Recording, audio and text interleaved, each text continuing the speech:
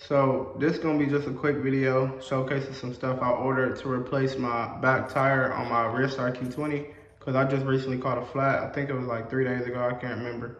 But I ordered an inner tube, the outer tire, and I ordered an air compressor. I got the stuff right here too. Both packages. So we're gonna do pretty much like an unboxing video showcasing if everything worked correctly, pretty much how it looked when you get it, like when you open the packaging. And I might also show in this same video me putting the tire on there if it don't stray too long.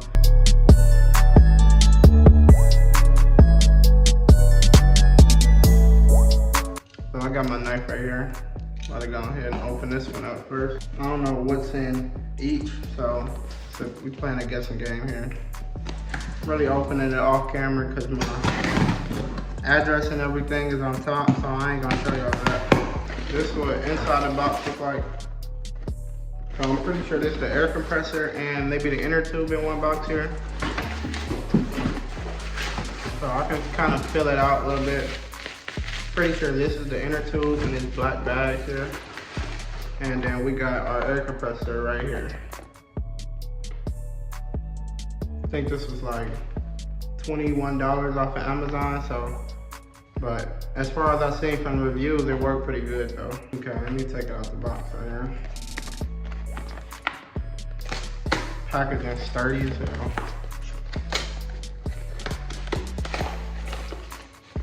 Okay.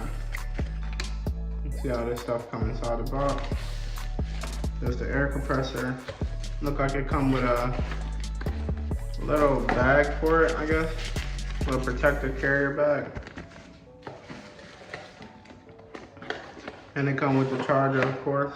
Wait, that's not the charger, I'm tripping. This is the actual attachment. Well, it does come with the charger, but it's a little attachment to actually pump the area. This kind of clean though. Thick as hell though. It's like a router for your Wi-Fi or something like. Let me see. I wonder is it completely dead or I'm gonna have to check it out. But it got some connection points here. I know it can double as a power bank as well too. So once you charge it, you can connect your phone up. It got a Type-C port and USB-C. Then it got the part for our attachment here. Clearly it kind of screw in, like you kind of just turn it. But we're gonna see if this actually got any power. I held the button and it actually turned on here. So we do got some power. You see, it's almost fully charged. We got 3 bars here. But, okay, let me see something. I guess you just press the power button again to actually turn it on. And it clearly looks like you can switch the settings here too. From like car, like motorcycle, or like basketball or something like that. Okay, but you see here that's pretty loud though.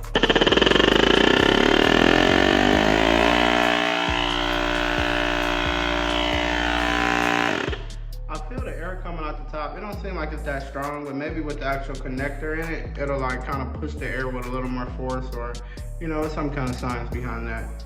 You say caution hot too on this, so we'll see how that turn out. And we do got the pamphlet too that come in the pack here. Just showing you pretty much how to use it and how to unscrew the stuff, and a whole pamphlet just walking you through, like if you're just green about it, just get you more familiar with it. I'm gonna look through it a little bit here, but everything seems kind of self-explanatory here. But we'll see, because there might be some different features I don't know about, like, but they also have a light too as well. If I hold it, it got the SOS. That's actually pretty cool too. So it's a power bank, a flashlight, and it's an air pump. Like, that's pretty good for 20 bucks. And they got a bunch of secret compartments here too. Oh, these are the actual pieces I was looking for right here. So I guess they got them tucked away on the side here. It's actually a nice spot to have them, so you got them with you all the time. Because I'll end up losing something like that, like something that small. And then they got at the bottom, this part that comes right out too, which looks like another attachment for a different kind of setup here too. That's actually pretty handy as well. Nice. So overall, it seemed pretty high quality. I can't even complain. So I'm gonna check the inner tube out now and see. Kind of opened it already. But it's supposed to be size 20, so let's see. Send out another bag here.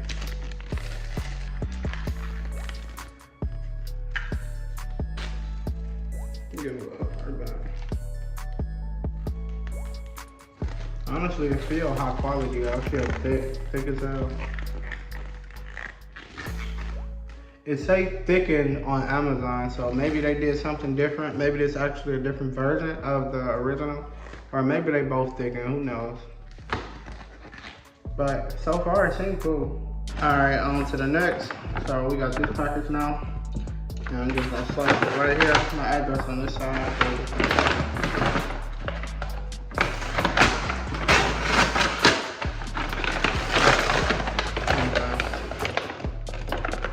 So the tire kind of come folded up in the package here. Looks like a good tire here, but I really can't judge it. But it got some good treading on here. About the same as the Ridstar treading. But I'm assuming I'm gonna have to let this sit to like retain its shape, like, cause when I pop that open, we about to see how it turn out. That's one, that's two, and the tire right here, unwrapping.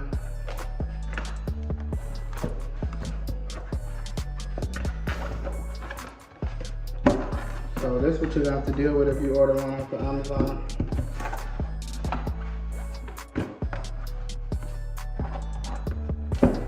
Just bring it back on. Seems like it's cool. Definitely not a perfect circle though, but should look like Stewie hat. Should look just like Stewie, that's hilarious.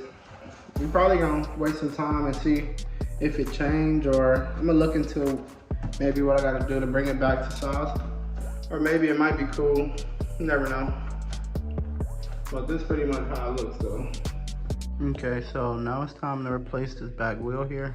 So if you can see here, we got this cover. So this is what I started off doing here. So you can see back tire, we take this cover off here,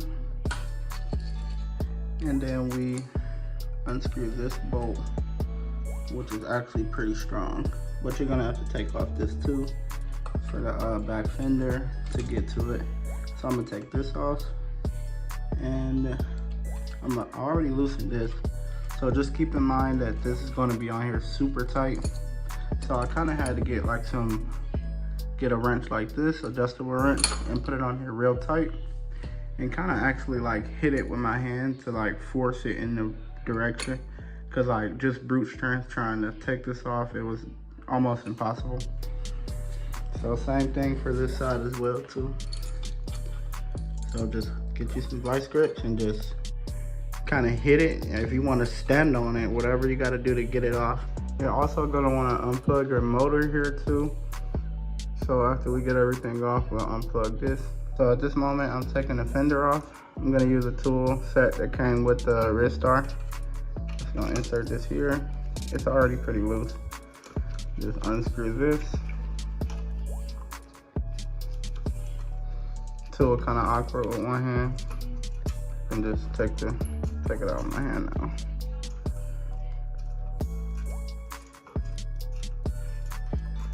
We're gonna take this screw out. Put this aside. So we're on the other side. I don't know what size Allen key this is. Oh, this is a 4mm Allen key to get the fenders off, if you have your fenders on there.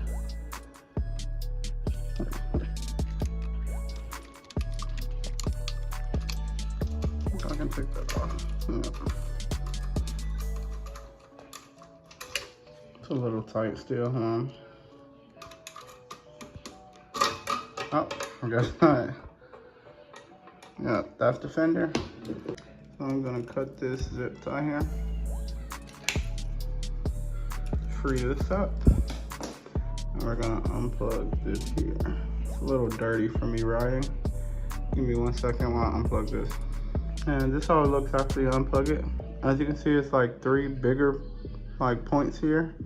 And if you look inside here, you see the 3 points. So it should be easy to match up to put it back here. We'll get the rest of this screw off, and then I think we gotta take this one off as well too. So this one also takes a 4mm Allen key. So we'll take that off as well here. So there's actually another zip tie kind of close here. We'll cut that one off as well.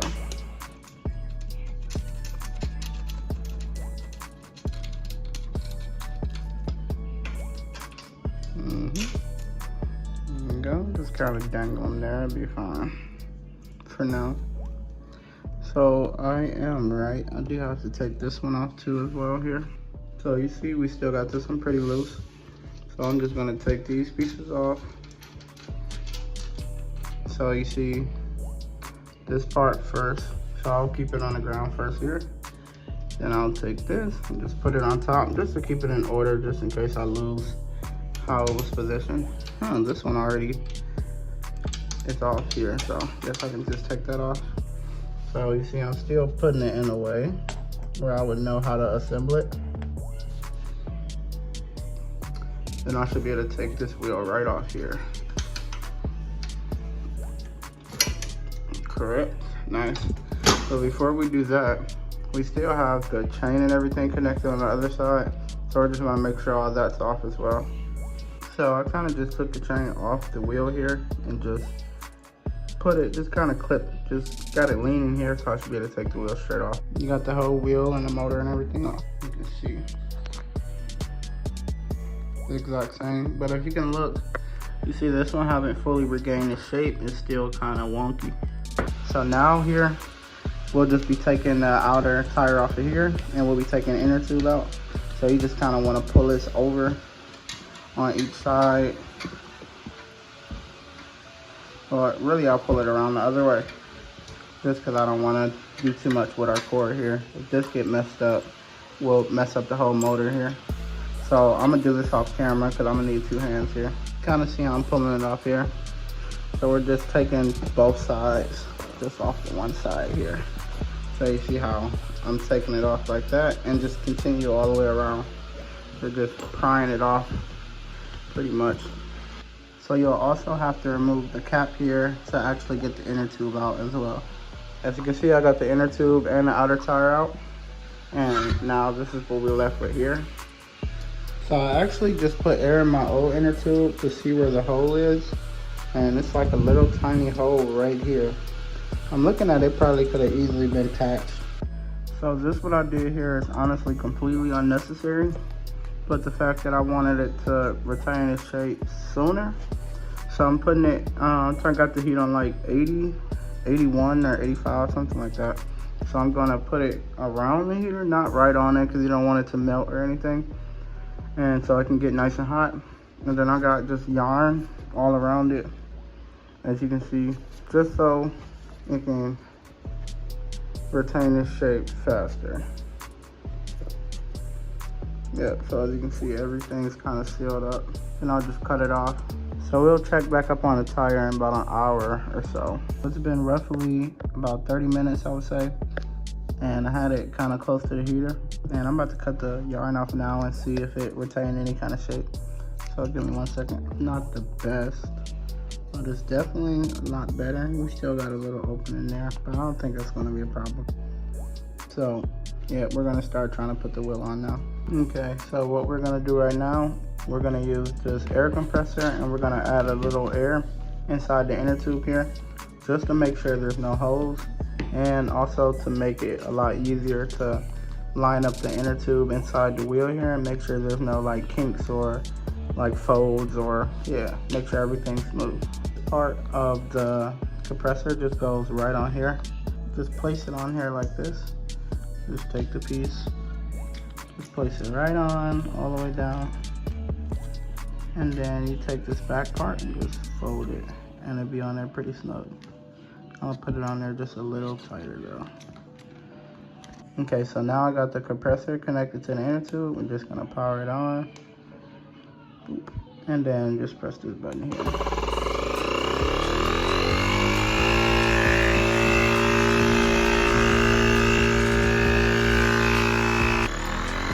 see it's actually inflating quite a bit.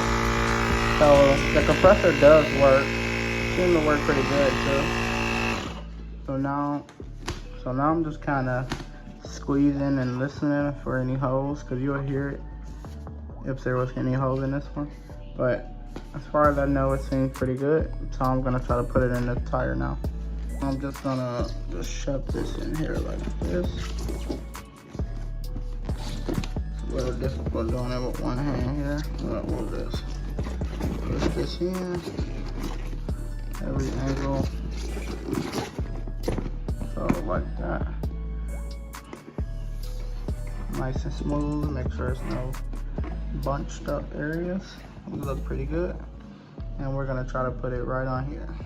And you also want to match up this piece here with the hole that it goes through, just to avoid any struggle. So I'm just kind of lifting one side over, just easing it over, and you can kind of see how it is now. And you're just gonna make your way around the whole thing by just grabbing this part and just kind of pulling it in and pushing the actual rim into the tire. So I wish I could do it with one hand, but I can't do it with one hand. So as you can see, so for the most part, I got the tire in. It's not all the way in here, but, and then before we get it all the way in though, you see how my piece is here and that's there. So I'm just gonna adjust that really fast here. It comes right through right there, just like that. And then we'll just be tucking these pieces of the tire, tucking this part behind here, just all the way around. As you can see, I'm just going around and taking these sides and just tucking them all in, all the way around. So tuck them in on both sides. We should be good now to add some more air in here. So we'll reconnect our compressor and just fill it up and we should be good to go. Okay, so we got the air compressor connected back up to the tire here, and we got it set for 20 PSI. So on the tire, it actually say the max inflate is only 20 PSI, so that's why we're doing that. I got the tire nice and inflated. I'm gonna have to add a little more in there, but I feel like it's pretty good now. It's a little part peeking in here I gotta tuck in. Other than that, we're looking pretty clean here. We're coming back to the bike and we're just gonna place it right back on this part here. So we're matching up this side back with our left side here. So we got the new wheel in place here. You can see we got it back lined up here. And all our pieces are still dangling on here, so we'll just push them back up. And we'll put this piece on first. Our 4mm Allen wrench. We got our screw and our washer here. Okay, so I'll put the screw back in and we're just gonna take this and just tighten it up.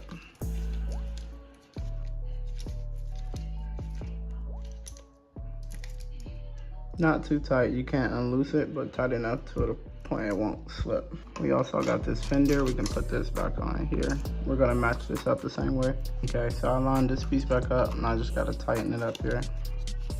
And this is to the fender. But it also helps keep this piece down as well.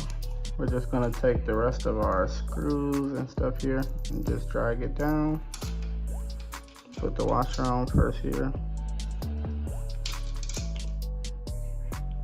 And bring this up. We're gonna tighten this 1 second. I'm just gonna get it. Okay, there we go. Twist it as much as I can, and then I'll get the wrench out. I'm gonna just put it there and I'm gonna just move on to the other side really fast. Actually, I completely forgot something. I meant to pull the chain back down around here, so I'll have to take the wheel off and put it back around. So just don't make the mistake I did here, because you see the chain is up here. We still got the pieces organized in the order we should put them back on here. So this piece on first, you see we'll put it this way based on how the holes are lined up here. So just put that right on there. And you'll see it lines right up, and the fender will go back right there, and the other screw just to keep it held down to go there. I got this part down, it's nice and tight. but I noticed I am missing a screw here. I'm thinking it either fell out during a time I was riding it, or maybe they didn't send it to begin with, because I didn't give it a thorough inspection when I first got it. Okay, so we're gonna put the washer back on. Grab the bolt, put the bolt back on here. Then we're gonna tighten it up with our crescent wrench here. Make sure it's super tight. Just this bigger.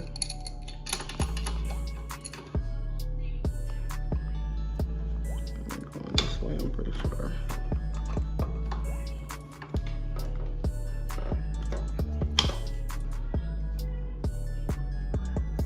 That's nice and tight. I might do it a little tighter off camera, and then I'll tighten up the other side here too, because this one is kind of loose, you can see. Okay, so I'll do that now. Okay, so now that we got this piece back on, we're just gonna put the cover right back over it to protect it, you know, from rust or whatever else. And we'll just come on this side, and we gotta reconnect the motor here up into this plug-in right here. So if you just take a close look at this, like I said earlier, you can see the 3 longer pieces. And just look here, and you'll see it match up perfectly. Okay, so we got the motor back plugged in here, and we'll just drag this piece over and cover our bolt here, just to protect it. Give me a second. Okay, so we're all good, honestly. I'm gonna just put some zip ties to keep this back in place, because there was a zip tie here, and it was one here, but I only have one now, so I think I'll zip tie to make sure this part is not bouncing around, no. So we got a zip tie here. We actually just put it through the little metal piece peeking out. So we're gonna wrap up this. So it's the motor and the brake here. So we'll just secure it down. You see how I secured the zip tie right in place here under the loop here? And I'll just cut it. Now that I know it's the tightest I can get it. And then I'll just snip it right here. And we're all good. Not a too bad process, honestly. It's really a quick process, and it's very easy. So just take your time so you don't mess anything up. But you can see we're back rolling.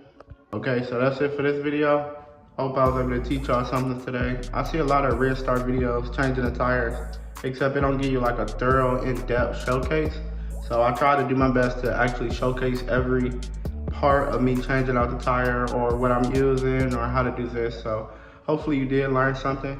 And if you want to see more content like this, just let me know in the comments. So I think I'm gonna make a lot more rear start content, because I got a lot of products coming off of Amazon as well. Same way I did this video, I'm gonna showcase like my upgrades and just my customs I'm gonna put on the rear start, and just want you guys to be with me throughout the whole process if you want to be with me. But I'll catch y'all next time.